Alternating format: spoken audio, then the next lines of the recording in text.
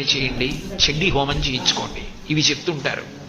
చండీ హోమం అంత శక్తివంతం అవడానికి కారణం, అంత రక్షణ కలిగి ఉండడానికి కారణం దుర్గమ్మ తల్లి యొక్క వైభవం దాని ఎందుకు ప్రకటనమైంది.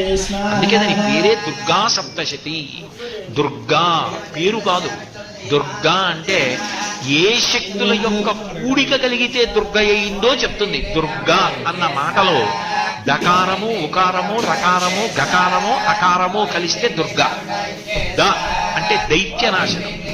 అట్లాగే ఉకారం విఘ్నములు పోగొడుతుంది. విఘ్నం అంటే కార్యహంతి, ఇంకా పని జరగకుండా పోతుంది.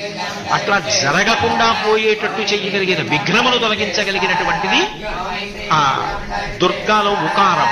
రకారము రోగనాశనం, గకారము పాపనాశనం, అకారము శత్రునాశనం. శత్రునాశనం అంటే నేనెవరి మీదో శత్రుత్వం పెట్టుకుని వాళ్ళు నశించిపోవాలని కోరకూడదు. శత్రునాశనం